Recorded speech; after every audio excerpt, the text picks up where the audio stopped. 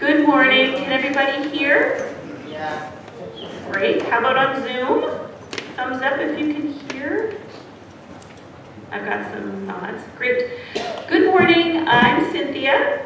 We have a few announcements before we start this morning. First, I want to give a shout out to Alan Brooks and Jean Cahill, who are running our stewardship campaign, and remind you to please follow the link they've provided to make your annual pledge. It is a huge service to them and to our community if you click on that link. So let's work together to make their work easier.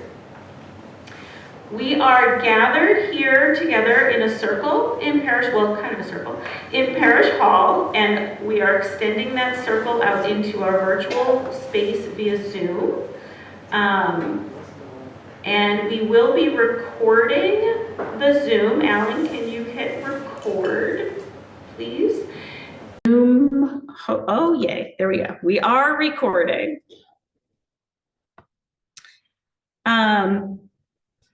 We will share a potluck lunch here immediately following this morning's service. We invite all those who are present to proceed to the back of Parish Hall following today's postlude to get some lunch, and then we ask that you return to a table with your lunch. As we're enjoying our lunch together, we will begin our congregational forum. We invite those of you on Zoom to share your lunch online with each other, or you may return to the Zoom room no later than 11:45 to join our forum. There will not be formal joys and concerns during today's service, though there may be a specific opportunity for you to share some sorrows. Please hold the unspoken joys and sorrows of our congregation in your hearts today, even though we are not sharing that ritual today. And for folks at home, please be sure you have some paper and a pen and pencil, pen or pencil, and scissors if you have them. Have those gathered for use later in our service.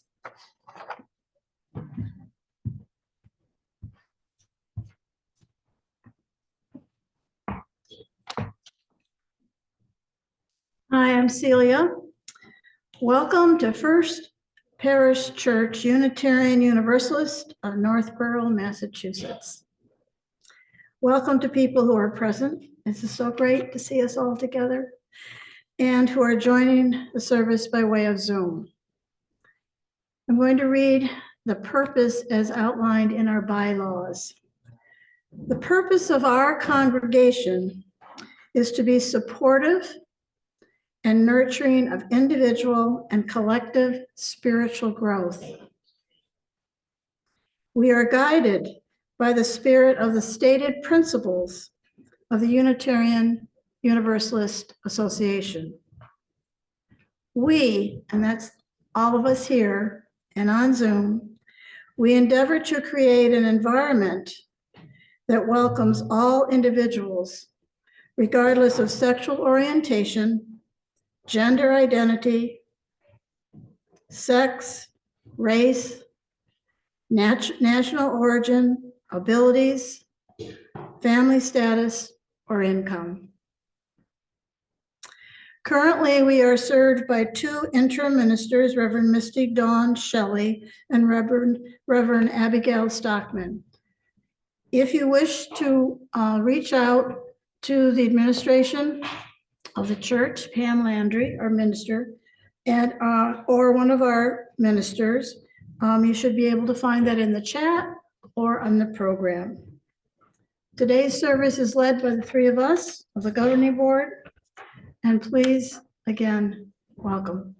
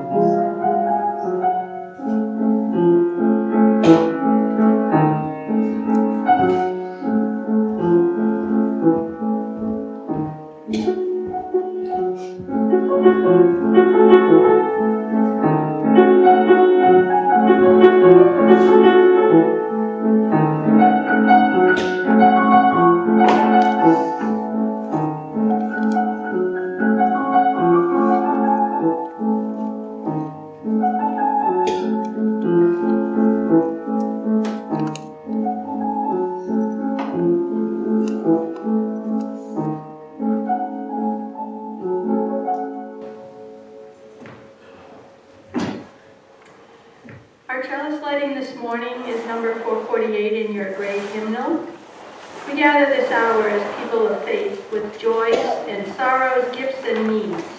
We light this beacon of hope, sign of our quest for truth and meaning, in celebration of the life we share together.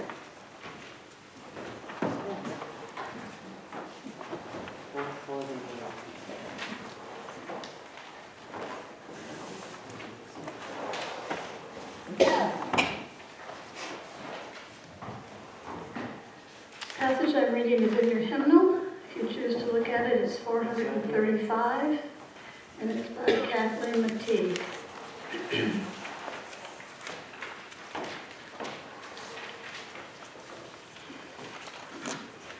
We come together this morning to remind one another to rest for a moment on the forming edge of our lives, to resist the headlong tumble into the next moment, until we claim ourselves awareness and gratitude, taking the time to look into one another's faces and see their communion, the reflection of our eyes.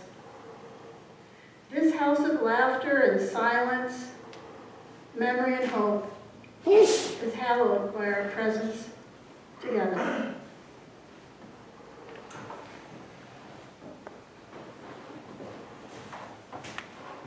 Please stand as you are willing and able for our opening hymn, number 346, Come Sing a Song with Me.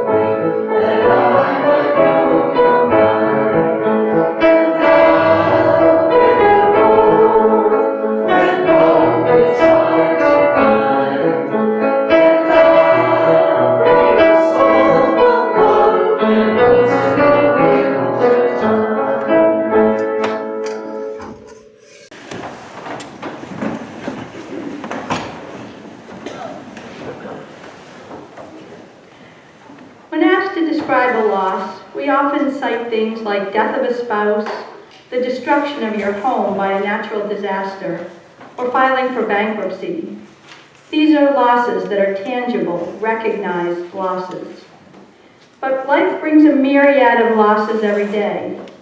The death of your guinea pig, a friend moving away, losing your mother's cherished heirloom bracelet. The last 3 years of COVID have brought with it a number of losses that on the surface seem small but have a profound impact on our mental health and well-being.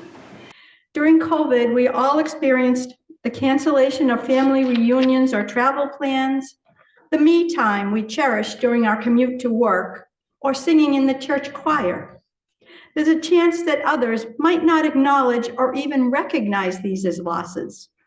We might even feel guilty about being sad over something that seems trivial.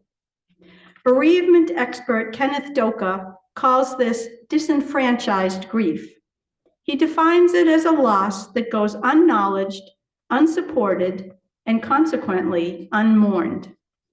We're here today to look beneath the surface sadness or anxiety we feel, to name our losses, and to hold the space to mourn them. Doka suggests that we find a ritual to honor the losses. With disenfranchised grief, there's no funeral, no burial. Today, we'll provide a ritual to begin the process of mourning and healing, but we need to remember that healing does not mean forgetting or no longer caring about the loss. It means moving forward with the loss that's now a part of who we are.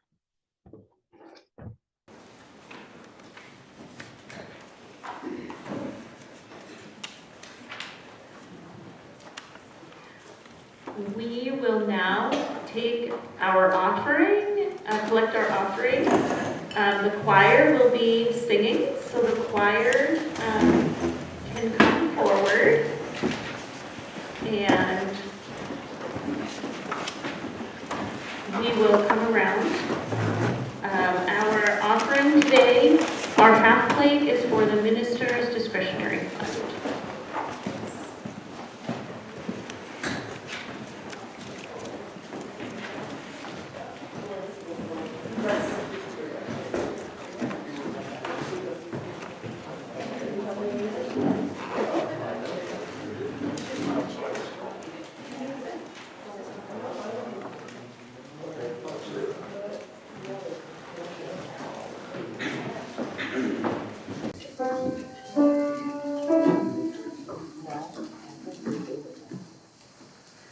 I am finding my way. I am finding my way. I am finding my way back to now.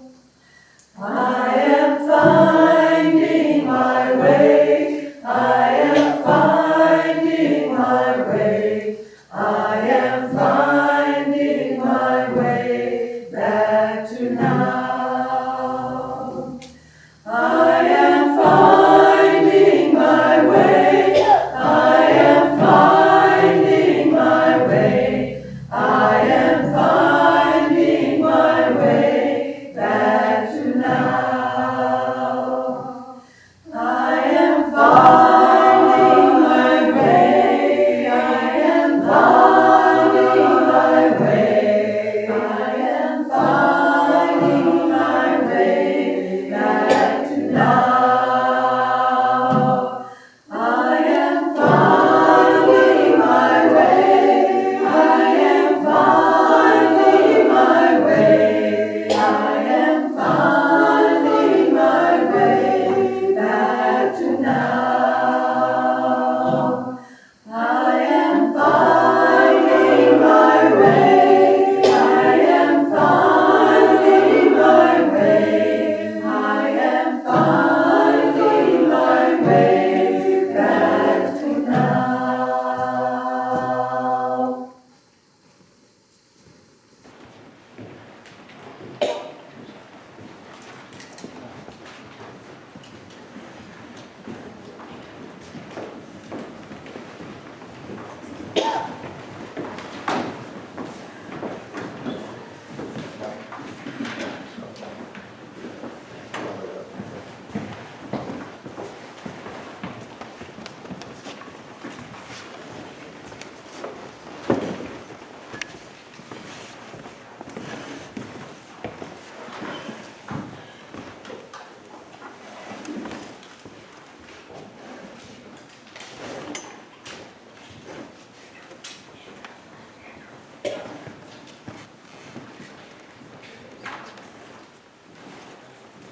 Thank you, Andrew and Dick.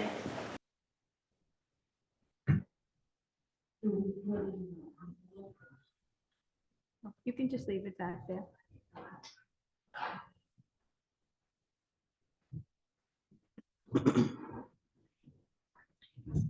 In these times,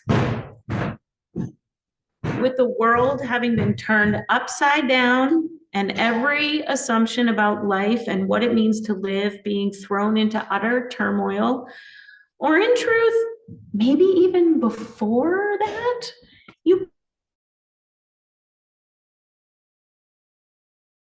this loss may still be lingering on the edges, too scary to consider, or seemingly too insignificant, as Anne spoke about earlier.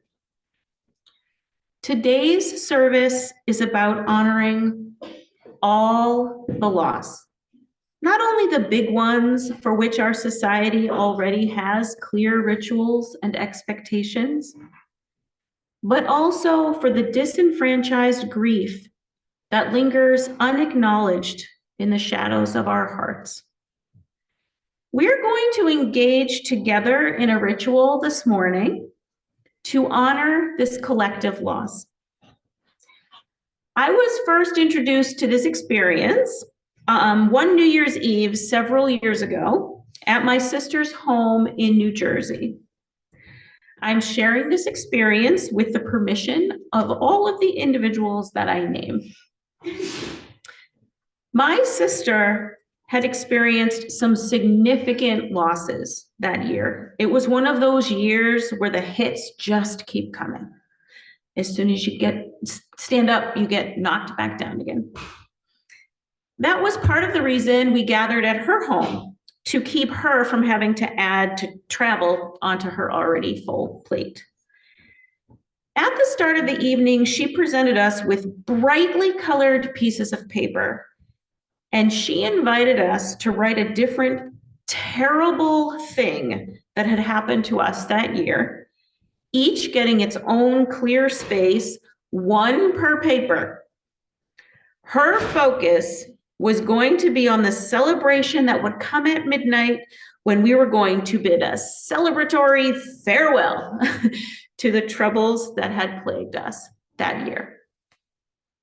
We're going to replicate that ritual here today, only I will reframe it a little bit based on what I learned on that day years ago.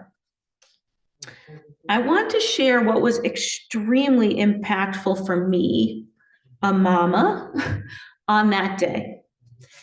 Our daughter, Olivia, lit up at her aunt's invitation, reached over and grabbed a fat stack of those papers and began scribbling furiously. There was like not enough paper in the room for her. I was stunned. I had no idea she had been carrying so much grief. Me, her mama, who arguably loves her most of anyone in the world. And she grabbed a stack. I knew of a couple of her struggles that probably found spaces on papers that day, but the others I knew nothing about, nothing. And yet my sister unknowingly gave her a place to grieve all kinds of loss that none of us even knew mattered.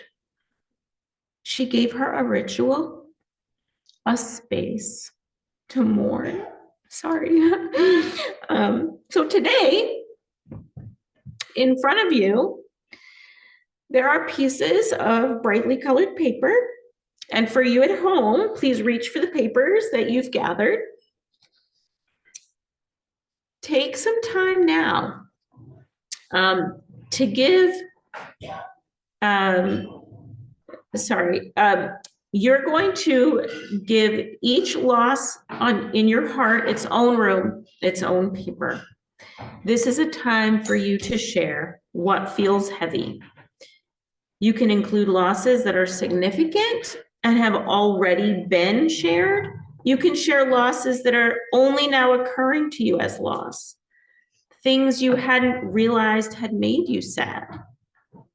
You can share losses that feel sad, even if your rational mind scolds you for grieving them. And Anne, Celia, and I are we're gonna provide a few examples. So maybe I'm grieving that favorite mug that I got in the boutique and it slipped and dropped and crashed into a million pieces. And no one on the planet would write me a sympathy card for that, but it hurts. It hurts. So I'll invite Anne and Celia to share as well.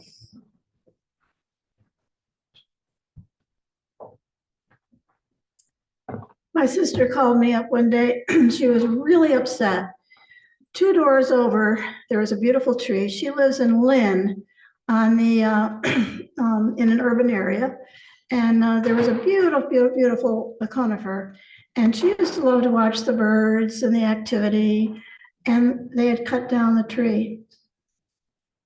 And she was so upset with this loss and angry for all kinds of reasons. You could look at environment, but a lot of it was that she would sit at her kitchen window doing the dishes and she'd look up and she'd note the trees. So that's just an example of a loss that maybe there isn't a ritual for, but I think we all might share something like that.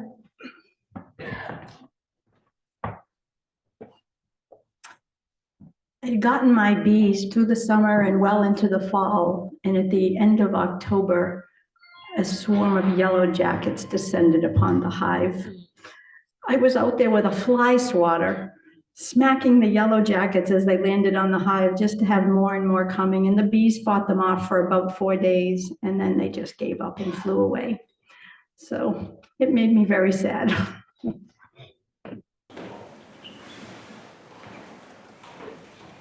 So there are a range of things that might be on your heart. As a mom of 3 young adults that came of age or are coming of age in a pandemic, lots of loss of ritual. I'm sure that all of us have some loss of ritual.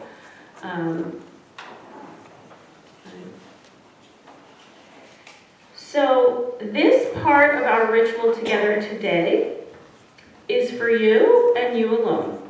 So you do not need to worry about others seeing what you write. Give it all space. Simply write what is on your heart. See what comes out and grab your own fat stack of papers. We'll take a few minutes to do this.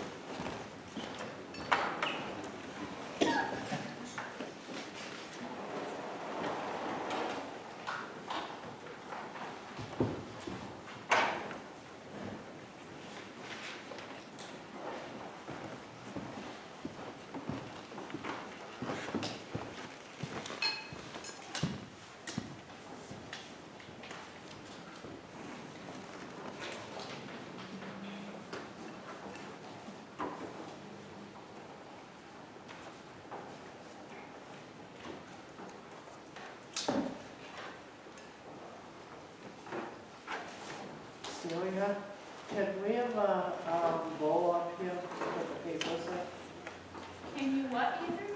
And a bowl to put these in? Actually, what you have right now is Just right now, just keep them in keep them in a pile. Yeah. And what are we writing again? writing something that you're sad possibly about, like you couldn't go dancing when you Yeah. hurt your knee. Yeah, but now I can.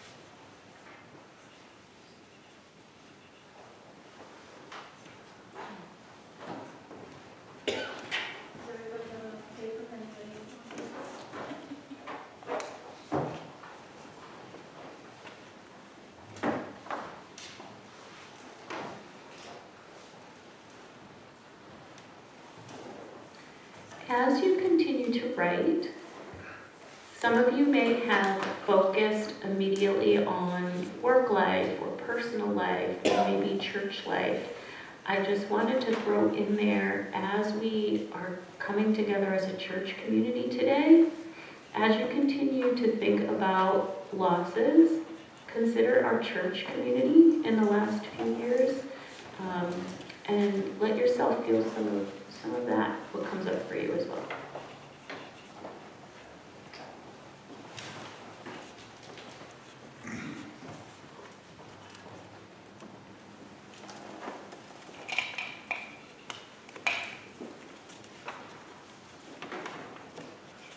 You mean church losses like pre-COVID? Maybe, maybe pre-COVID, during COVID.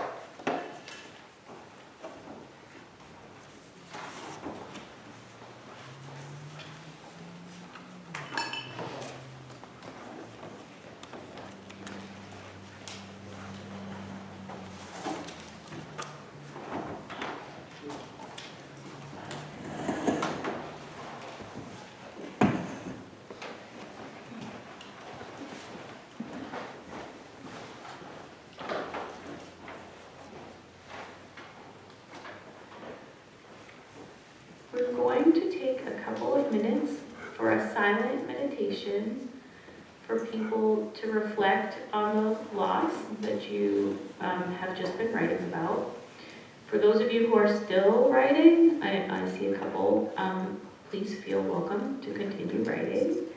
And we're just going to take a few moments to sit with the feeling of the loss.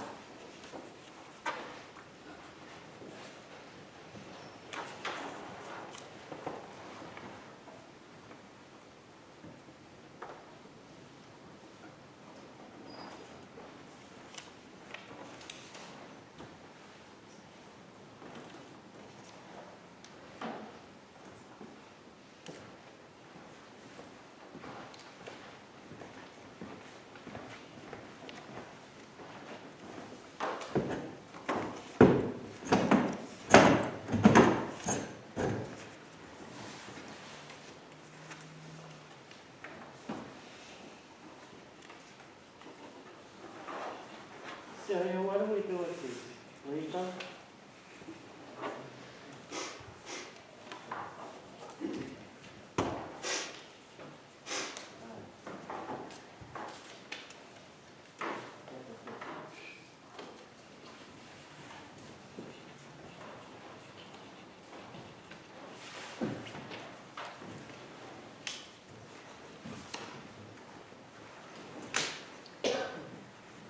I now invite you, as you are so moved, to share with the individuals at your table any of the loss you've experienced that you feel comfortable sharing. We wanted to leave a space if something was bubbling up that you wanted to share. When somebody at your table is sharing, hold their loss. Hear them. That's all. That's everything. There's no pressure to share, only the opportunity, if you wish.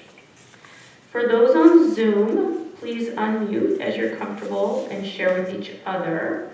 Alan, please stop the Zoom recording for this part of the service. I'll try to remind you to keep recording when we're done, and you remind me to unmute when we're done.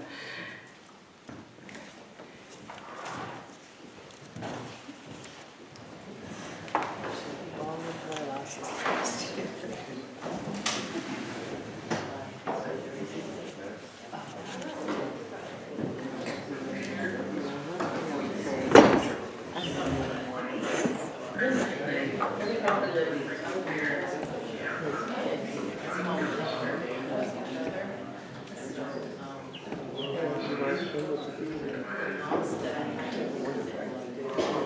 was in Hawaii and watched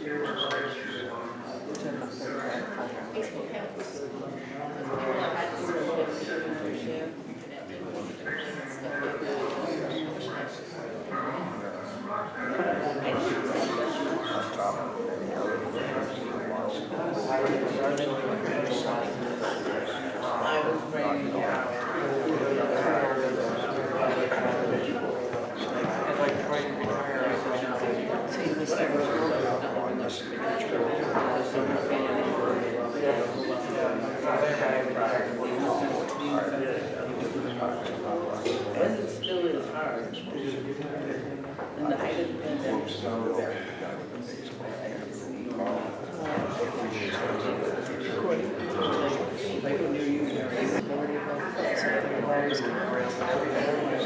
Phone started ringing, and by the time I stood up and started to walk out of the waiting room, I got out of my pocket, everybody in there was laughing. So I said, "That's the right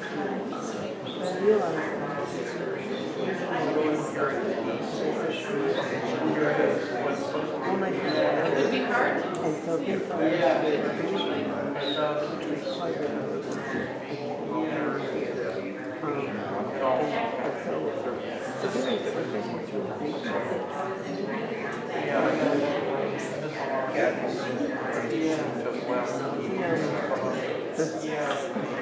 don't come to my house. I would like to go for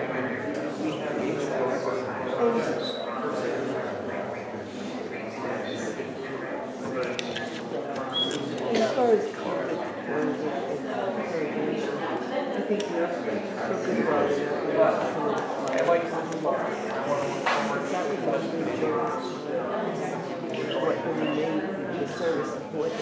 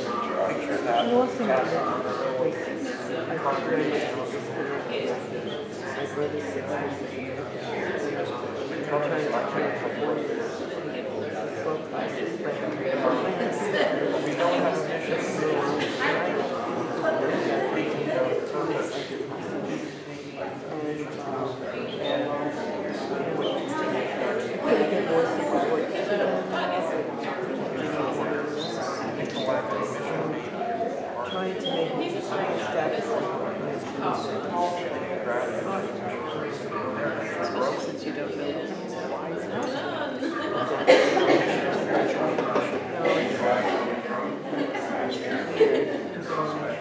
You know, going back to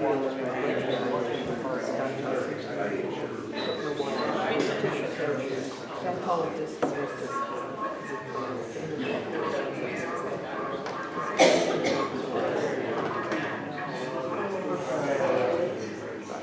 yes, I agree. Unless someone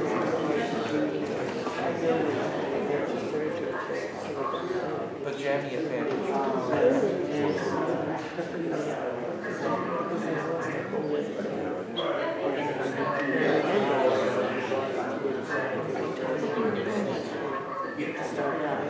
Well, I'm usually upstairs.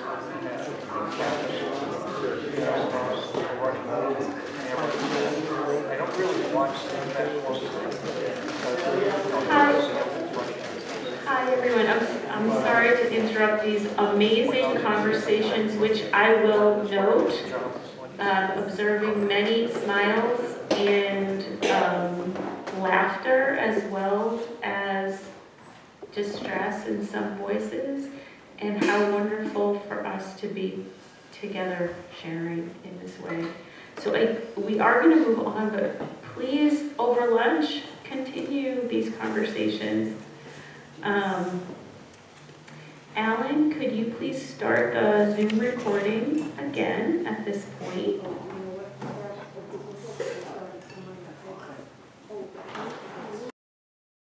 Thank you. So now for some fun. We've acknowledged our loss. This loss is part of our wonderful, resilient lives. Now it's time to tear or cut up all into teeny tiny little pieces. Oh, but first of all, before you start tearing, because we forgot, we filled the bowls on your table with materials. We need you to gently place the materials onto the table and then rip to your heart's content and make tons of tiny little confetti-sized pieces of your loss and put them in the bowls that are on your tables. Andrew, can you take the pens and pencils out of that bowl that's in front of you? There you go. For everyone. And that's for everyone at the table. Whip it up. Have some fun.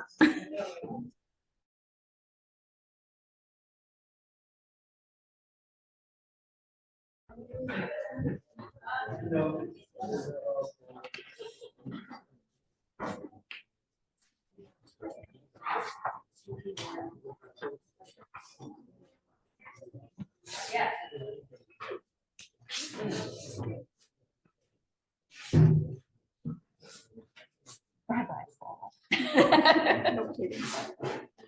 December, see you later.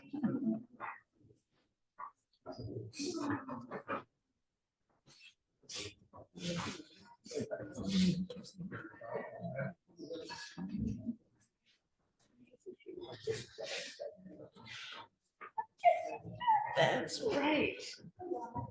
Moving on to 24.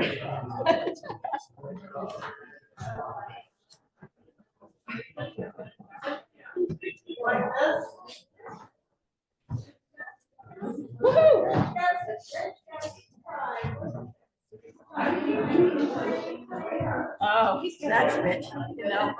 Attention to detail.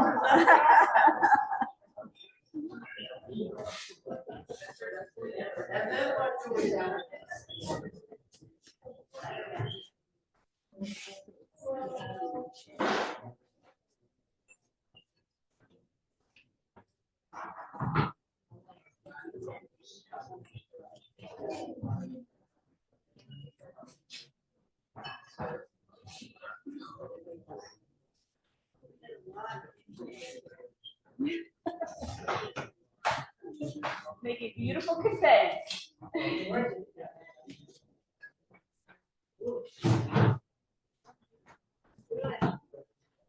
Oh, Celia? They're probably gonna need those, not in the service. They'll need those pens. Those are only the pens for the meeting. That's okay. I was not even touched with it. I wasn't paying attention to what you were doing.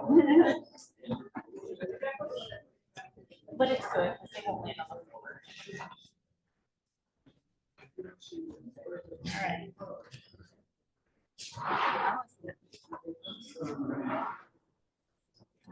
You might rival Rich on that. Beautiful.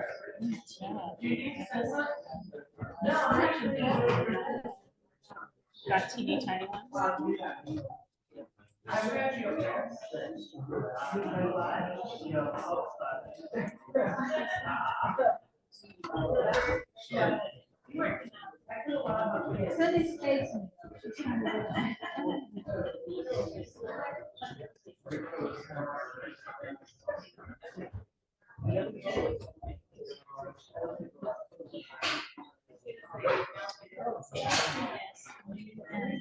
One of them, so I. You're gonna go around here.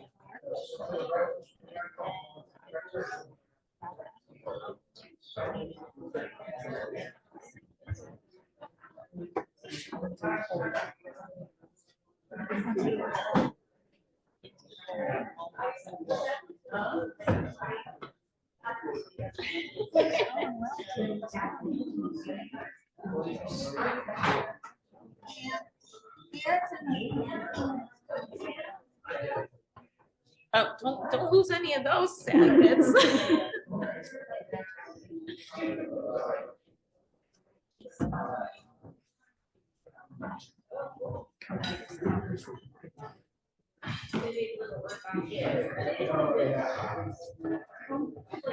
Which of you would like to carry the bowl around?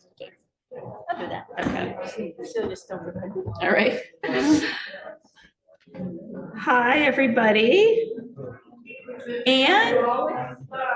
Awesome. So right now, Anne is walking around with a giant glass bowl. Don't leave any of those grief bits in there, Anne.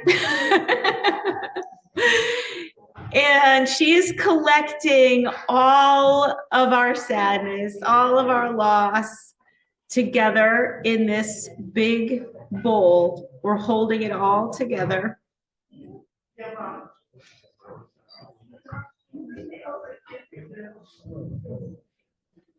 We had some competitions on perfect confetti size. It's and Anne, maybe? One the littlest piece. Teeny tiny. Miss anybody?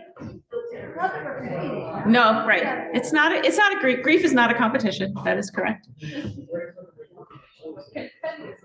Confetti is the competition, yes.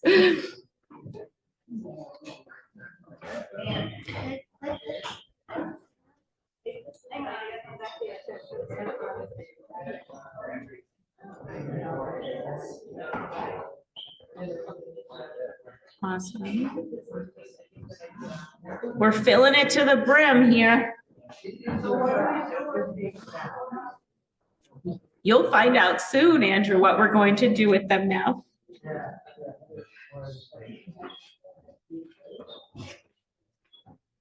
So Anne is over in the corner mixing up all of our grief confetti.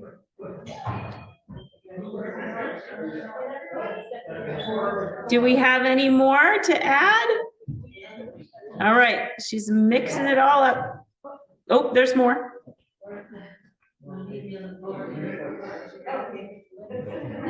So it's falling all over the floor. We've got all kinds of stuff happening. All right. So Anne is mixing all of our sadness, everything that, all of our loss that's on our hearts. She's mixing it all together. And we're here today to come together to hold each other's sadness and grief. We honor each other's losses, big and small. And when Anne is done mixing that all up, we are going to sing Draw the Circle Wide.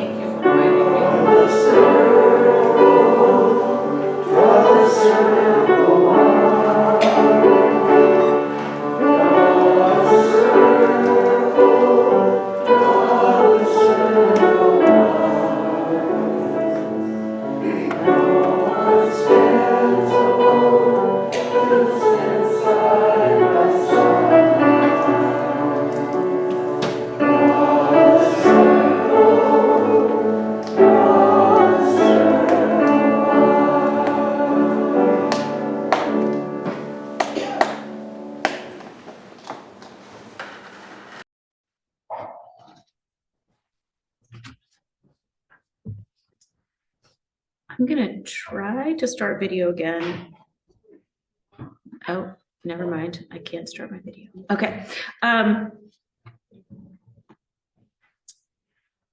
have a reading to share from Jeff Foster.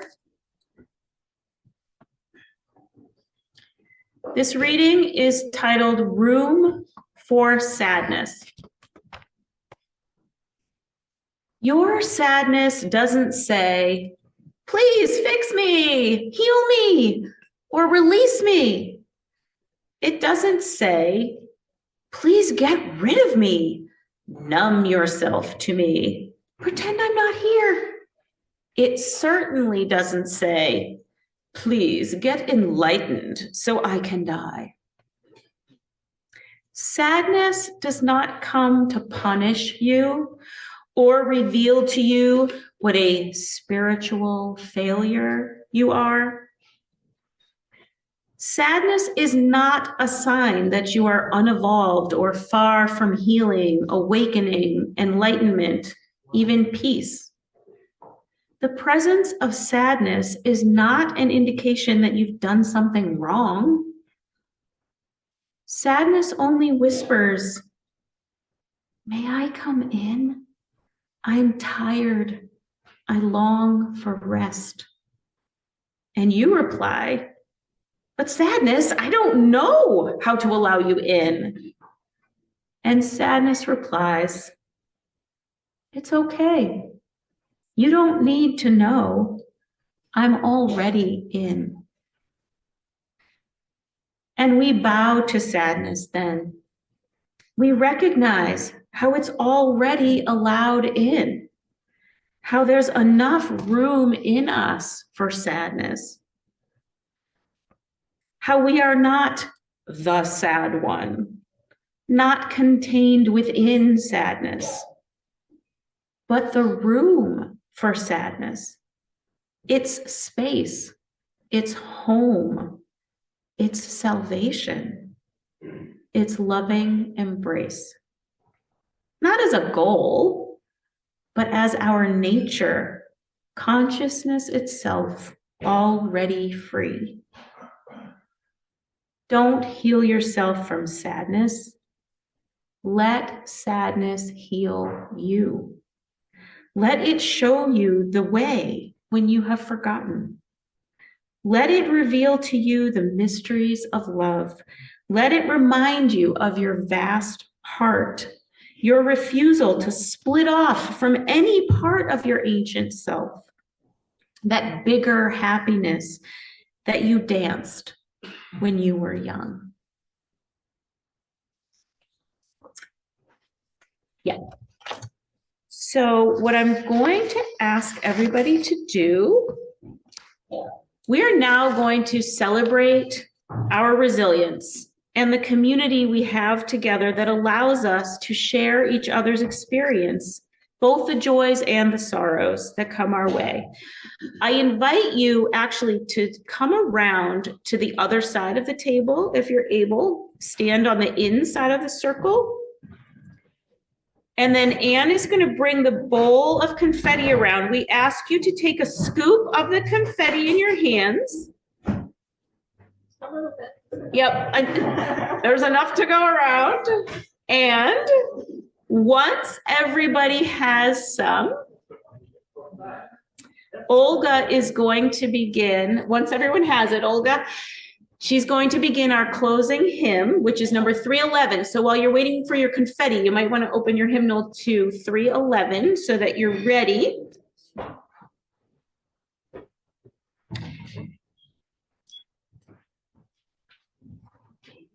And what we're going to do when everybody has some of our collective disenfranchised heartache in our hands, we are going to celebrate our resilience. And when Olga begins to play, Let It Be a Dance, we are going to throw that confetti as high into the air as you can, as high as you can. And then we will sing together our closing hymn, which is Let It Be a Dance. We're almost there, Olga. We've got a few more. And Alan, you can share the PowerPoint for the people on Zoom.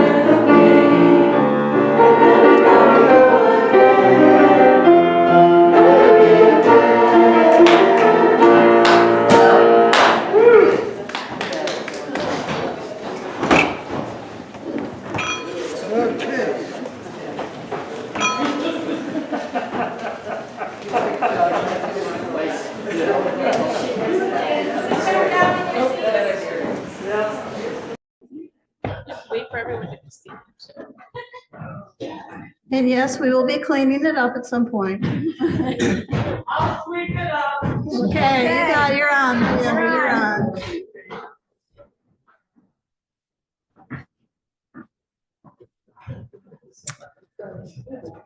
And closing words for today. Go in peace. Take charge. Which one? Here. 698. Oh, 698, sorry. Okay, here we go. Take courage, friends. The way is often hard, and the path is never clear, and the stakes are very high. Take courage, for deep down, there is another truth. And you, and I'm going to say we, are not alone.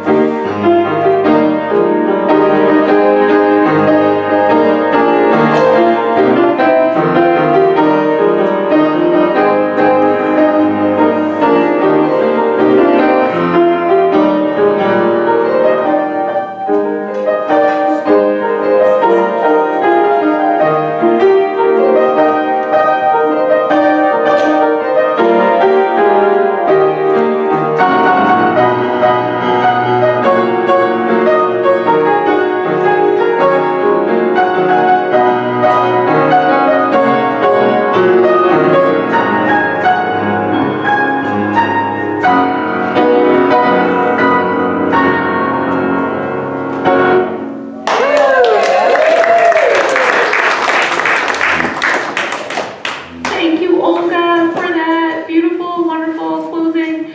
I now invite the folks who are here. Are we ready, Renee, to start? I think so.